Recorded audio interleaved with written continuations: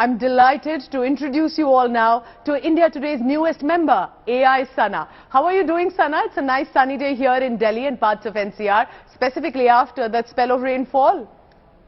Good morning, viewers. Let's take a look at the weather report across the major cities this morning. Thiruvananthapuram is at 29 degrees Celsius with an AQI of 76. Mumbai is at 26 degrees Celsius with an AQI of 80. Panji is at 21 degrees Celsius with an AQI of 76. Ahmedabad is at 21 degrees Celsius with an AQI of 122. Bhopal is at 23 degrees Celsius with an AQI of 87. Jaipur is at 22 degrees Celsius with an AQI of 88. Delhi is at 19 degrees Celsius with an AQI of 133. Srinagar is at 8 degrees Celsius with AQI being 56. Lucknow is at 20 degrees Celsius with an AQI of 99. Patna is at 22 degrees Celsius with an AQI of 156. Kolkata is at 27 degrees Celsius with an AQI of 82. Hyderabad is at 23 degrees Celsius with an AQI of 88.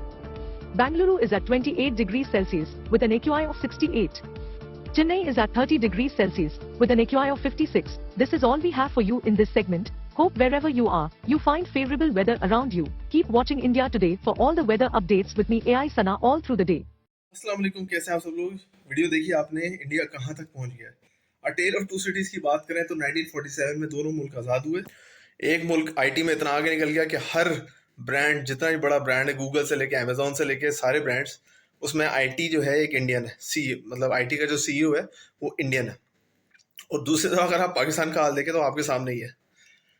ये video देखें ज़रा, आटे की line में लोग मर रहे हैं। आज की एक बुरी खबर कि कुरंगी में एक फैक्ट्री ने अपने ज़कात देने के लिए वर्कर्स या ओवरऑल लोगों को देने के लिए एक वो रखी मुहिम, और उसमें 8 से 9 लोग भगदड़ में मर गए। आज भी हम एज अ कौम आटे की लाइनों में लग के मर रहे हैं। कौन जिम्मेदार है इसका यार? गवर्नमेंट तो अपने हाथ खड़े कर देती है इन चीज़ों से, कोई उसको इंटरेस्ट ही नहीं है। वो क्या करेगी, मतलब समझ से बाहर है।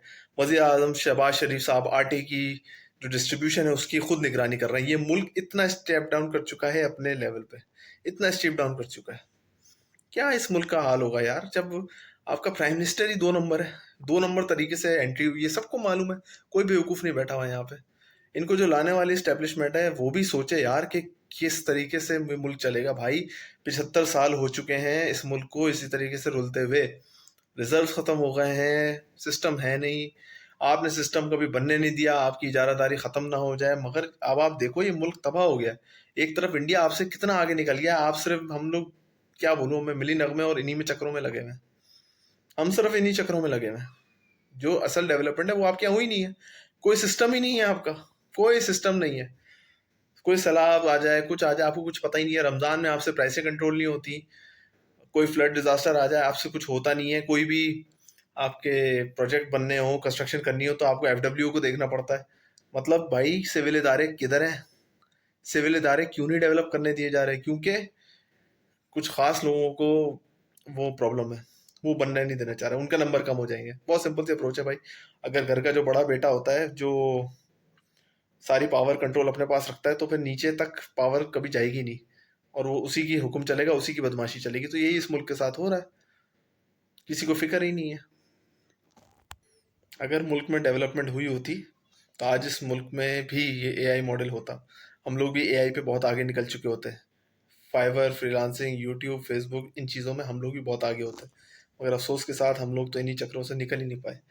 इंडिया में आज तक एक मार्शल लॉ नहीं आया। ये इस बात का वाज़ेह सबूत है कि उन्होंने अपने प्रोसेस को कितना टाइम दिया और अपने सिस्टम पे काम किया। करप्शन वहाँ भी बहुत है भाई, मगर वहाँ पे काम किया जाता है, हर सिस्टम पे काम किया जाता है। आहिस्ता आहिस्ता करके चीज़ों को रिजॉल्व किया जाता है।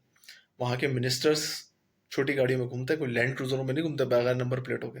प्रोटोकॉल के नाम पे कोई पूरी शाराएं बंद नहीं होती वहाँ पे। इतना आर्मी चीफ जो है वहाँ पे छोटी सी गाड़ी में घूमता है बिना प्रोटोकॉल के। यहाँ आप नॉर्मल जो बंदे हैं ना, जो छोटे मेजर वेजर होंगे या आपके कोर्ट में होंगे, कोई छोटे मोटे जज भी होंगे, कोई छोटा मोटा पुलिस वाला एसएचओ भी होगा, कोई छोटा मोटा एमपीए भी होगा, एमएनए भी होगा, वो भी इतना बड़ा प्रोटोकॉल लेता है ना। आपकी सोच है, इस मुल्क में वो प्रोटोकॉल ले रहा है जिस मुल्क में आपकी बर्बादी हो चुकी है। सब्सिडीज ले रहे हैं, पेंशन इतनी डबल ट्रिपल पेंशन ले रहे हैं। तो भाई इस मुल्क को तबाह तो आप लोगों ने कर दिया है ना। अब तो इसको सही करने पे आ जाओ यार, थोड़ी बहुत चीज़ें सही करनी पड़ेंगी, मुल्क उड़ जाएगा। लेकिन अब नहीं करेंगे, मुल्क ऐसे ही दलदल में गिरता चला जाएगा। खुदारा इस बात को समझें, इस क्राइसिस को समझें। इंडिया से ही कुछ कंपैरिजन कर लें, इंडिया से नहीं करना चाह रहे, बांग्लादेश से कर लें। उनका इकोनॉमी का जो ग्रोथ रेट है वो 8 to 9% है भाई, आपका तो 1-2% भी नहीं है। किस होश में रह रहे हैं हम लोग? हमारे बाद आज़ाद हुआ है 1971 में, और वो सही आज़ाद हुआ है अब तो लगता है। उन्होंने जान छुड़ाई अपनी। अभी भी वक्त है भाई, सुधर जाए, वरना अल्लाह खैर करे पाकिस्तान के लिए। पाकिस्तान जिंदाबाद, इंशाल्लाह ज़रूर रहेगा। पाकिस्तान जिंदाबाद, पाकिस्तान पाइंदाबाद।